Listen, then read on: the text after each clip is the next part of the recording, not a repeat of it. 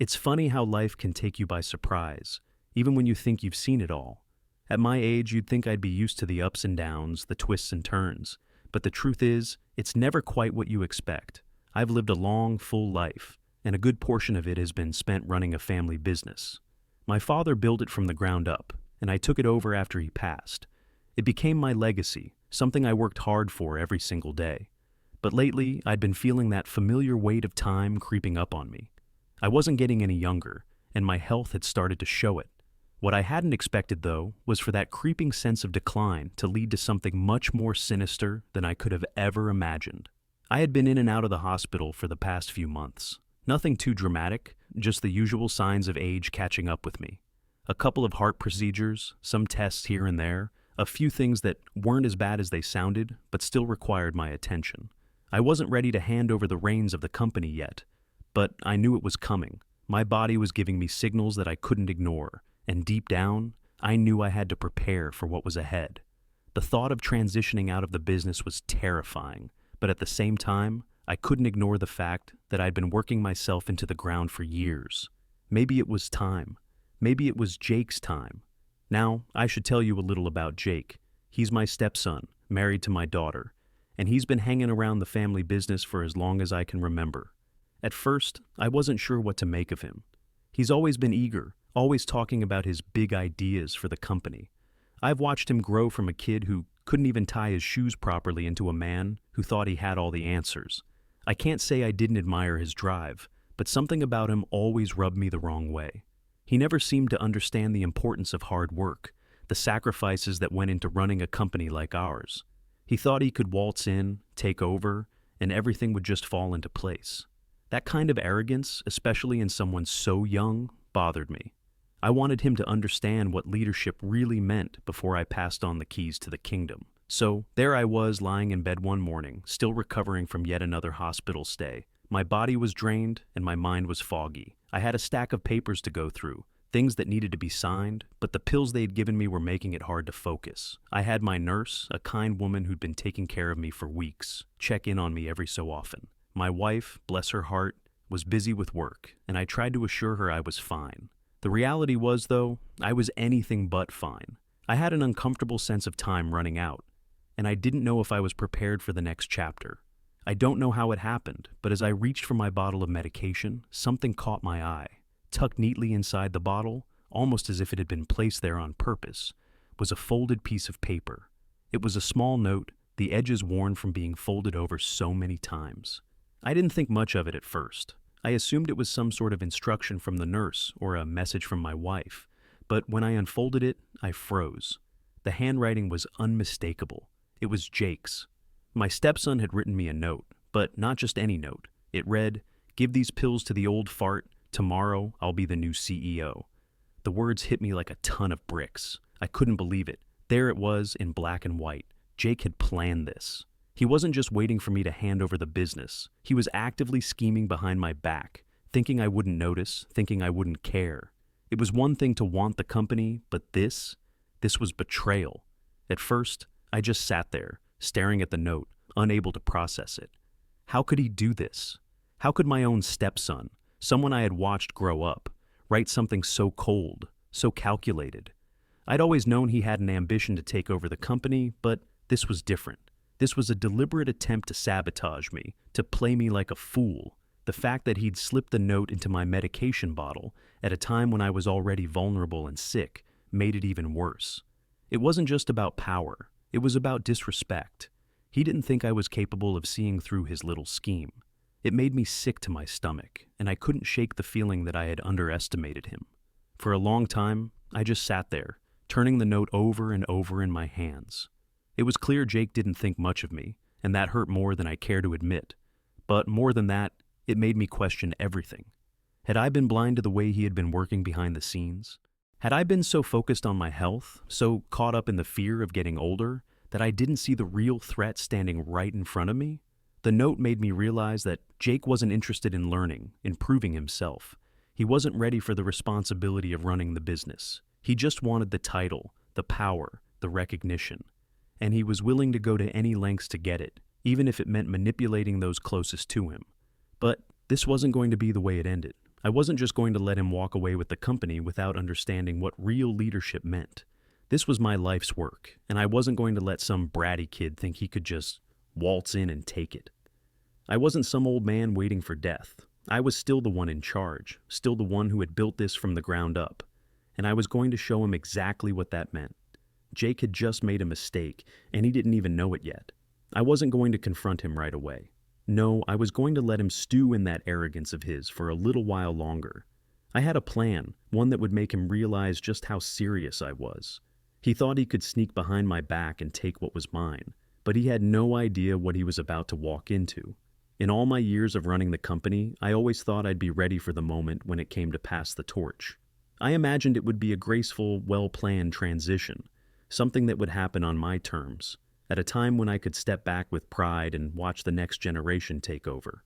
But life has a way of throwing curveballs at you when you least expect it. Over the past several months, I had started to notice my health declining faster than I had anticipated. I wasn't just feeling worn out from the daily grind anymore, I was physically drained. It started with the usual signs: joint pain, fatigue, trouble sleeping. I brushed it off at first, thinking it was just a result of aging. But soon I found myself dealing with more serious issues: high blood pressure, bouts of dizziness, and shortness of breath that had me worried. I could barely keep up with the work I'd always been so passionate about. One day, I collapsed in the office after a particularly grueling meeting. I knew I had pushed myself too far, but I hadn't expected it to reach this point so quickly. That's when I realized I had to face the reality of my situation. I wasn't invincible. I'd been living in denial for so long, thinking I could manage everything just like I always had. But my body was telling me something different. I needed to make a decision, and I needed to make it fast. I spent the next few weeks in and out of doctors' offices, undergoing tests and treatments. The prognosis wasn't great. The doctors were talking about more serious procedures, and the recovery time for each one made me realize I was no longer in the prime of my life. My health had taken a sharp decline, and I was faced with the harsh truth that my time at the helm of the company might be coming to an end sooner than I had planned. The business I'd spent my whole life building was at a crossroads. I had always imagined that when the time came for me to step down, I would have everything in place: the right person to take over, a smooth handoff, a clear direction for the future. But with my health deteriorating, I didn't have the luxury of waiting for the ideal circumstances. I was starting to feel like I didn't have a choice. The thought of leaving the company in the hands of someone else filled me with anxiety, but more than that, I realized it wasn't about what I wanted anymore. It was about what was best for the company, and more importantly, what was best for my family. My stepson, Jake, had been hovering around the business for some time, and lately, he'd been getting more involved. He'd been asking for more responsibility, pushing his way into the decision-making processes, and it was starting to feel like he was positioning himself for something bigger. I could see it in his eyes, the ambition, the hunger for control, but I wasn't sure if he had the right qualities to run the company. I had been hesitant to give him a prominent role, unsure if he was ready for the weight of responsibility that came with it. Jake was always full of ideas, but I had my doubts about his ability to follow through. His ambition was evident, but there was something about him that didn't sit right with me. He wasn't the type of person who was willing to put in the hard work and sweat equity that it took to build a company from the ground up. He wanted the title, the prestige, but I didn't think he understood what it took to actually lead. Despite my reservations, it was becoming clearer that I had no choice but to consider him as a candidate for the next leader of the company. My health wasn't improving, and the company couldn't afford to wait for me to get better. It was time for a leadership transition, whether I was ready or not. But the more I thought about it, the more I realized Jake wasn't the only one who had been pushing for change. The board members had been growing impatient with me too. I could sense it in their conversations, in the way they'd look at me during meetings, their eyes full of unspoken questions. They wanted answers. They wanted stability. And the truth was, I couldn't give them that anymore. I knew that I had to make some tough decisions, and soon. The business needed new leadership, someone who could take the reins and guide it into the future. But I wasn't sure if Jake was the right person to fill that role. I wasn't sure if anyone was. I started to look at things differently. For the first time in a long time, I was forced to step back and reevaluate the situation. I realized that my own personal feelings had clouded my judgment. It wasn't about what I thought was best for Jake or the company. It was about what the company needed right now. It was about finding someone who could carry the legacy forward, someone who was capable of making the hard decisions and leading with strength and integrity. I'd spent years building this company, and I wasn't about to let it fall apart just because I couldn't keep up anymore, but I also knew that I couldn't hold on to it forever. I had to start thinking about the future, not just my own. My health was telling me that it was time to let go, to make the change before it was too late. The decision was not an easy one, and it weighed heavily on me. But the more I thought about it, the more I realized I had no other choice. I had to step back, and I had to make the hard choice of who would take over. And if Jake was truly the one who was meant to lead, he would have to prove it. He would have to show that he was ready, not just for the title, but for the responsibility that came with it. It was becoming clear that my time at the helm was limited. And whether I liked it or not, the transition was already in motion. The question was, who would be the one to take over, and would they be ready to carry the weight of everything I had built? Once I had fully accepted the fact that my health was deteriorating and that the company needed a new leader, I started to think about how I could best handle the situation. I knew Jake had been angling for more power in the business, and his recent behavior had only confirmed my suspicions that he saw this as his chance to take control. What I didn't know, however, was just how far he was willing to go to get what he wanted. It was late one evening when I decided to confront Jake. I'd been quiet about my health for some time, but I figured it was time to have a serious talk with him. I didn't want to accuse him outright of anything, but I needed to make him realize the weight of what he was asking for, what he was so eager to take from me. I asked him to come to my office the next day. It was a calm, somewhat subdued atmosphere, with a hint of tension in the air. I had already planned my approach. I was going to play sick. I wasn't lying, of course. My health was genuinely in decline, but I decided that I would use my condition to make Jake believe I was on the verge of death. I wanted to make him understand the gravity of the situation, but also to make him feel the pressure of the power he thought he wanted. When Jake arrived, I could see it in his eyes. He was trying to act nonchalant, but there was a nervousness beneath the surface. I could tell he was eager to make his move, to finally seize control. The thought of it made me uneasy, but I was determined to teach him a lesson. He sat across from me, and I made sure to look tired, weak, and frail. I let my breathing be shallow, as if each inhale required effort. I wanted to play the part to perfection. I've been thinking, I started, my voice sounding softer than usual, about the future of the company, and about you. Jake shifted in his seat, clearly not expecting the conversation to take this turn. I've come to a decision, I continued, lowering my eyes as if the words I was about to say pained me. You've been asking for more responsibility, and I think it's time I gave it to you. Jake's eyes lit up. I could see the excitement creeping into his face, but he tried to hide it behind a more serious expression. He leaned forward.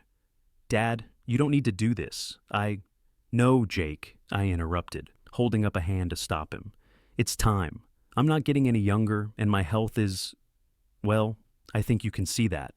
I paused, letting the silence hang for a moment. It wasn't just for effect. It was the truth. My body felt weak, my mind foggy. It was hard to keep up the charade, but I needed Jake to see it, to understand that the change was inevitable. I've decided to name you the temporary CEO of the company, I said, the words carrying weight. You'll take over immediately, and you'll start making the decisions. I'll still be around, of course, to offer advice and guidance, but the company will be in your hands now. Jake's eyes widened. I could tell he hadn't expected me to give him such a big role so soon. He had hoped for it, certainly. But he probably thought he would have to wait a few more years, or at least work his way up the ladder. I could see the hunger in his eyes. I continued. But I want you to understand something, Jake. This isn't just a title. This is the real deal. Running a company isn't about enjoying the perks of the position. It's about making decisions that affect people's lives, their livelihoods, and their futures. If you think you're ready for that, then prove it. I'm giving you this chance, but don't take it lightly. Jake swallowed hard, trying to mask his excitement, but I saw through it. He was thinking about the power, the control, the CEO title. He didn't yet understand the true responsibility that came with it. I'm not going to sugarcoat this for you, I added. This company, this business, it's my life's work. It's built on trust, hard work, and loyalty. You're going to have to show the world that you're worthy of that trust. You'll have to prove that you can handle the weight of the decisions you'll make." Jake nodded, but there was something in his demeanor that told me he wasn't quite grasping the full scope of what I was saying. Still, I knew this would be a valuable experience for him. It would push him to the brink and force him to confront his own ambitions in a way he hadn't yet. "I know this isn't going to be easy," I said, my voice quieting. "But I believe you can do it. You've been working toward this for a while, haven't you?" Jake hesitated, and for a brief moment I saw the vulnerability in his eyes. He was starting to understand the enormity of the responsibility I was placing on his shoulders.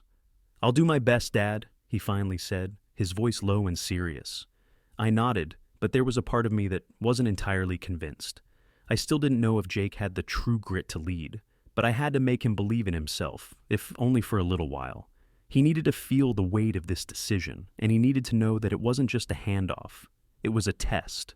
"Well, we'll see how you do," I said, giving him a faint smile. "You've got big shoes to fill." Jake stood up, his excitement barely contained. He shook my hand, but there was a nervousness in his grip that betrayed his outward confidence. As he left my office, I couldn't help but feel a mixture of pride and anxiety. I had set my plan in motion. Now, all I had to do was wait and see if Jake was truly ready to take on the responsibility he had been so eager to claim. Little did he know, I wasn't just handing him the keys to the kingdom, I was setting him up for a lesson that would change everything. After I had made the decision to name Jake as the temporary CEO, I knew the next step was crucial. I needed to carefully plan how I was going to reveal everything to the rest of the company. The corporate meeting was coming up, and it was the perfect opportunity to not only make Jake's appointment official, but also to expose the truth behind his ambitions. I didn't want to embarrass him in front of the entire board, but I knew I had to take action before he fully took control. The calm before the storm, as they say, was perhaps the most nerve-wracking part of this whole process. I spent the next few days preparing for the meeting, but I did so with a sense of precision. I wasn't just putting together a typical corporate gathering. I was creating the stage for a grand reveal, one that would force Jake to face the consequences of his actions. I had to make sure everything was in place.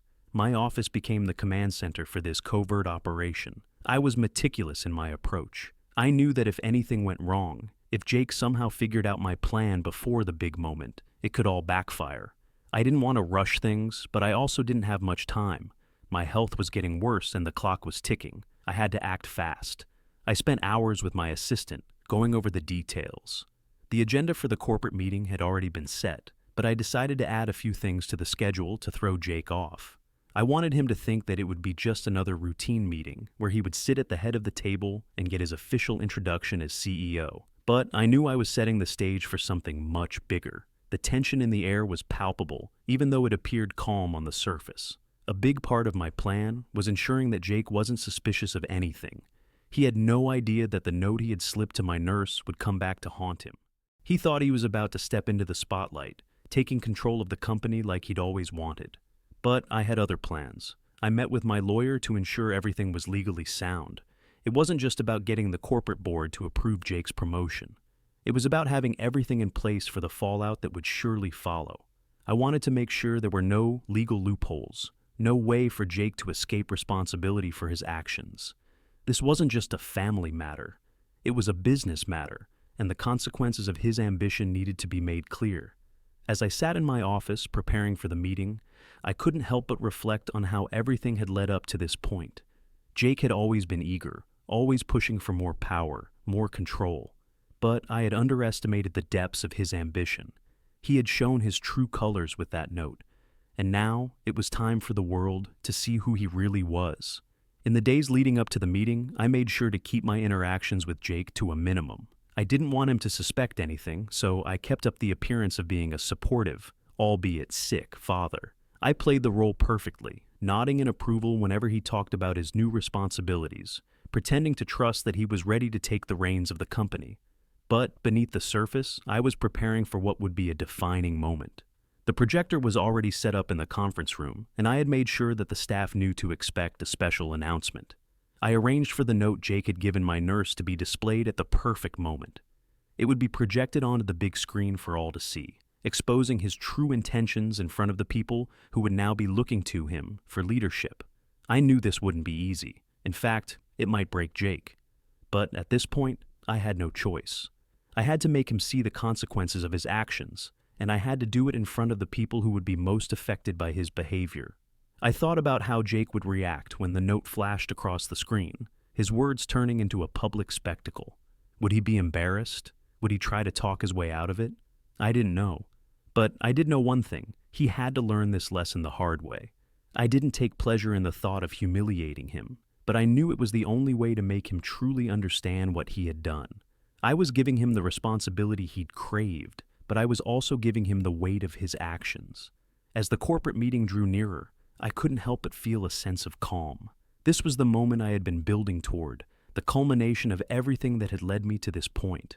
The room would be filled with my employees, the board members who had seen me at my best and worst, and reporters who would add to the tension of the moment.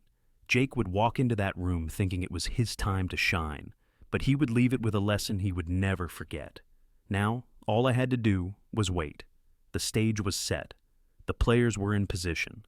And when the time came, I would reveal everything, showing Jake and everyone else the price of ambition unchecked. The day of the corporate meeting had finally arrived. It was early in the morning when I arrived at the office, feeling a strange mix of anticipation and calm. My stepson, Jake, was already in the building. He had been given his instructions for the day, unaware of the storm that was about to hit. He thought this was the moment he'd been waiting for. He was about to be crowned the new CEO, the moment he'd been preparing for, in his mind, for years. But little did he know that the path to that seat of power would be far different than he had imagined. The conference room was buzzing with activity, with employees preparing the seating, setting up the microphones, and adjusting the lights. The board members trickled in, taking their places at the long table.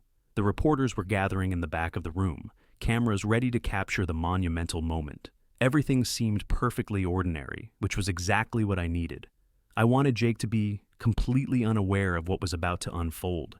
Jake had a tendency to talk a big game, always acting as though he had everything under control, but I could see the nervousness in his eyes as the moment drew closer. He sat at the head of the table, adjusting his tie, trying to exude confidence. He smiled at me across the room, and I nodded in return, trying to keep up the appearance of the supportive, proud father. When it was time to begin, I stood up and walked to the front of the room. The lights dimmed slightly, and I could see Jake's eyes flicker with excitement. I was about to make it official. This was the moment he had been waiting for, the moment he would step into the role he'd been pushing for. He was going to become the new face of the company. I cleared my throat and addressed the room, speaking with calm authority. "Ladies and gentlemen," I began, "thank you for being here today. We've gathered to discuss the future of this company, and I'm pleased to announce that, as part of our ongoing transition, we're moving forward with the appointment of a new CEO." I could see Jake's chest puff out a little, his grin widening. He thought this was his big moment, but I wasn't finished. After much consideration, I am proud to announce that Jake, my stepson, will take on the role of temporary CEO, I continued. There was a slight pause as the board members exchanged glances. Some nodded approvingly, others raised eyebrows, but Jake's face lit up with a sense of triumph. I let the applause from the board and employees echo through the room, feeding his ego just enough to make him feel invincible. But then the mood shifted. I turned to the projector that had been set up behind me. The screen flickered to life, and before Jake could even process what was happening, a message appeared on the large display in front of the entire room. The words on the screen were simple, but devastating. "Give these pills to the old fart. Tomorrow I'll be the new CEO," it read, in Jake's unmistakable handwriting. The room fell dead silent. Jake's smile faltered instantly. His eyes darted to the screen, and I watched as the color drained from his face. The words hung in the air, echoing in the minds of everyone present. This wasn't just a note, it was the truth. The truth about his intentions, about the lies he had been telling, and about the lengths he was willing to go to in order to take control. I didn't look at Jake. I couldn't. I knew he was staring at the screen, frozen in shock, but I couldn't afford to let my emotions show. I had made my decision, and now it was time for the consequences to unfold. I could hear murmurs in the room as people processed what had just happened. Some looked at Jake with disbelief, others glanced nervously at each other. The reporters were already snapping photos, their cameras flashing as they captured the moment for posterity. Jake's mouth opened and closed, but no words came out. He tried to speak, but his voice faltered. That's not... "That's not what I meant," he stammered, his voice shaking. I held up a hand, silencing him before he could say anything more. "Jake," I said firmly, my voice cutting through the tension in the room, "this is who you really are. This is the level you're willing to stoop to just to get ahead. You thought you could play me, but in doing so, you exposed your true character." He looked from me to the screen, then back to the board members, who were now all watching him with a mix of surprise, disappointment, and a growing sense of betrayal. The weight of what he had done was sinking in. He had never imagined that his private plans, his ambition, would be exposed in such a public way. He had thought he could manipulate his way into power, but this was the result of his actions. The silence in the room was deafening, the kind of silence that only happens when everyone knows that something significant has just occurred, something that will forever alter the course of events. Jake stood up abruptly, his chair scraping loudly against the floor. His face was red, his hands trembling at his sides. He took one last look at the screen, then at me, before storming out of the room without another word. I didn't watch him leave. I stayed focused on the board members, the employees, the reporters. This wasn't just about Jake. It was about sending a message that ambition without integrity was dangerous. The board remained silent for a few moments, absorbing what had just happened. It wasn't the grand handover of power they had expected, but it was a powerful lesson in its own right. Eventually, one of the board members spoke up. "Well, this changes things," he said, breaking the silence. I could hear the hesitance in his voice, but also a sense of understanding. The truth had been revealed, and now the company had to come to terms with it. As for Jake, I knew that he had just learned a very hard lesson. He had been publicly humiliated, exposed for the manipulative person he was. It wasn't the way I had wanted things to go, but sometimes life has a way of forcing you to face the consequences of your actions. And as I stood there, facing the room, I felt a strange sense of relief. The hardest part was over. The truth had been laid bare, and now it was time for all of us to figure out what came next. The fallout from the reveal was immediate. Jake left the room, red-faced and furious, while the board and employees sat in stunned silence. The company was shaken, and the trust in Jake evaporated instantly. It was clear that the leadership transition would need to be rethought. In the days that followed, I met with the board, and we decided to appoint an interim CEO, someone reliable who could bring stability back.